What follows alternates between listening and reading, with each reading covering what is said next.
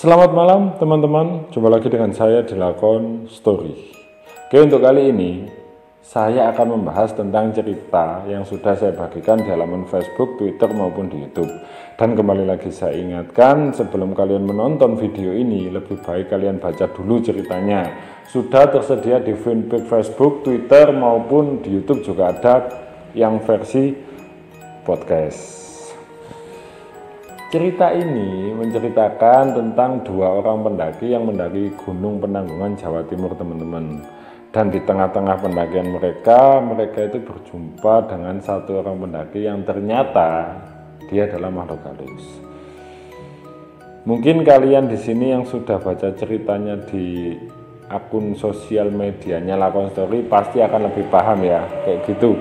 Dan di sini saya akan membahas hasil perbincangan saya dengan orang tua Mas Yanto. Karena gini teman-teman, narasumber saya dalam cerita ini itu tidak menceritakan apa isi percakapannya dengan Mas Yanto saat dia di puncak bayangan malam itu. Karena ketika saya tanya, ketika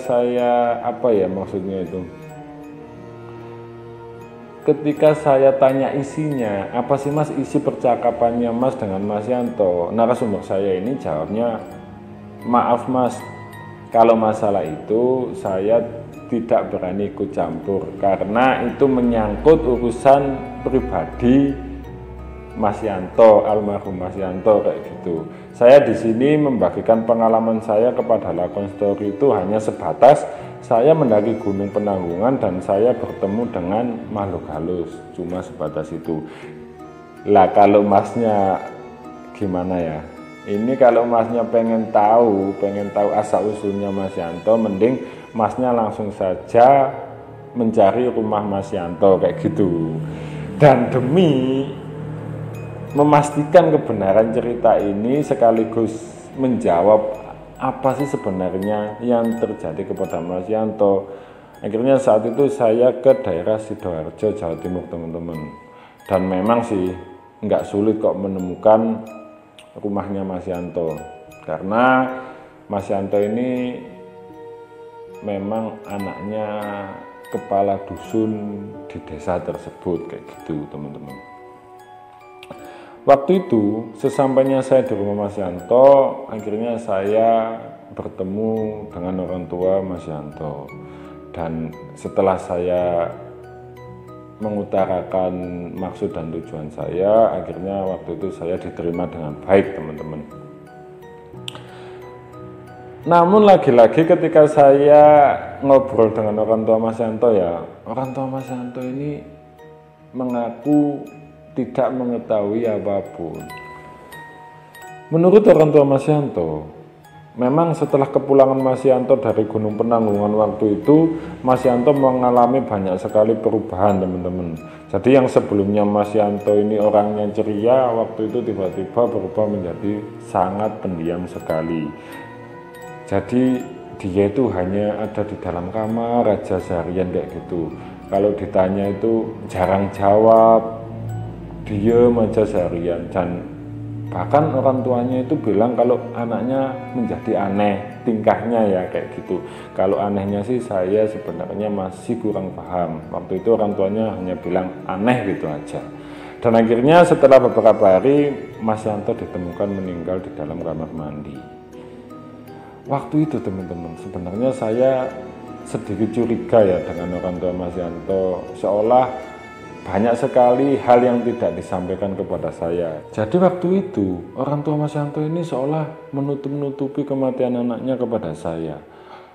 Hal itu terlihat ketika saya mengajukan 1-2 pertanyaan kepada beliau. Orang tua Mas Yanto ini seperti gimana ya teman-teman, seperti loading gitu loh kalau mau menjawab. Ya seolah sedang mencari alasan lah, kayak gitu. Namun setelah saya menjelaskan asal-usul dari mana saya tahu cerita ini, akhirnya beliau sedikit terbuka kepada saya.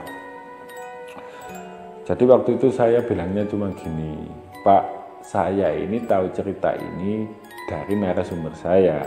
Narasumber saya waktu itu naik Gunung Penanggungan dan mengaku bertemu dengan anak bapak, Mas Yanto itu. Dan akhirnya mereka ke sini Pak, ke rumah ini bertemu dengan Bapak.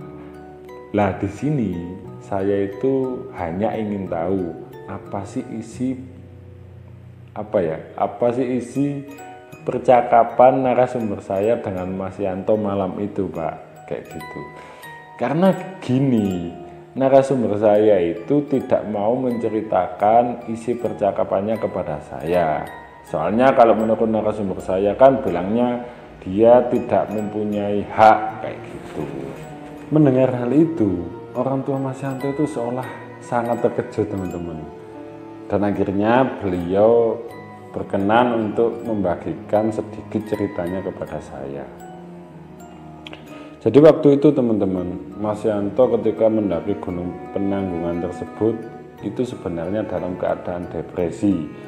Dia depresi karena banyaknya tekanan untuk menyuruhnya agar segera menikah, kayak gitu loh teman-teman. Soalnya Mas Yanto ini sebenarnya sudah berusia 30 naik ya, sekitar 35-an lah kayak gitu. Namun belum menikah.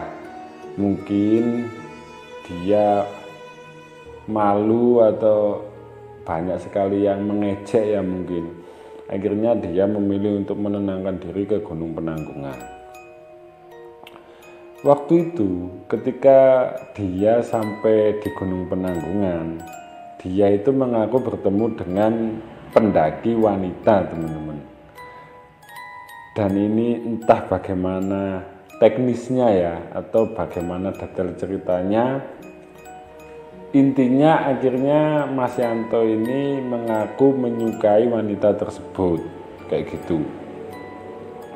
Dan setelah beberapa hari setelah kepulangan Mas Yanto dari Gunung Penanggungan tersebut, Mas Yanto mengaku didatangi oleh wanita yang ditemuinya ketika di Gunung Penanggungan.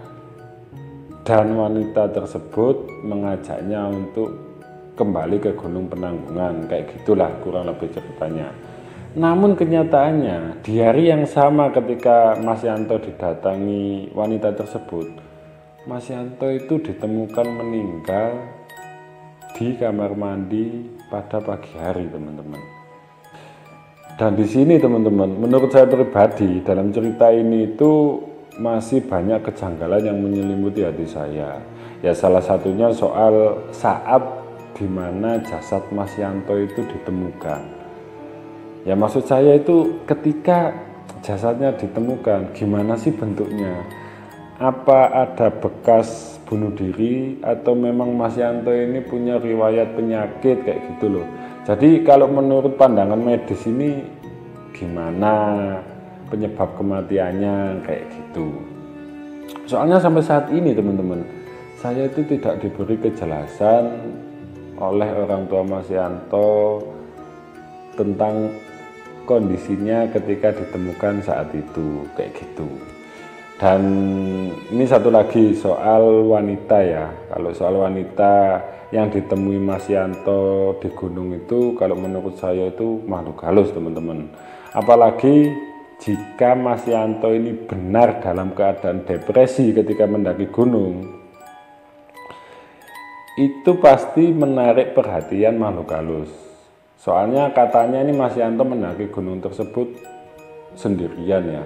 Jadi rawan lah ketemu makhluk halus kayak gitu teman-teman.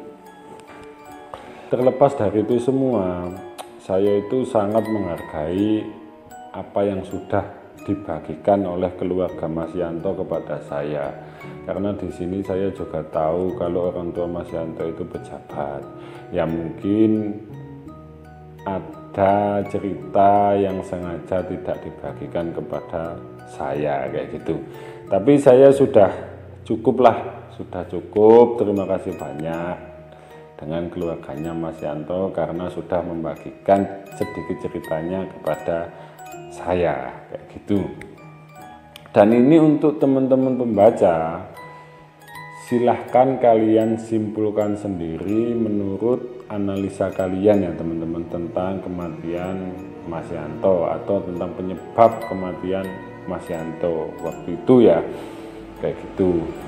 Mungkin cukup segitu aja ya teman-teman, udah lama ini.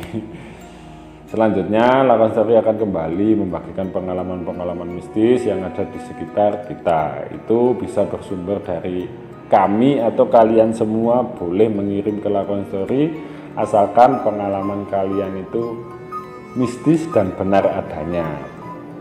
Dan jika kalian suka dengan video-videonya Lakon Story, ayo bantu terus dukung biar channel ini terus berkembang, teman-teman. Oke, cukup ya, segitu aja. Ada kurang lebihnya saya mohon maaf. Terima kasih banyak dan selamat malam.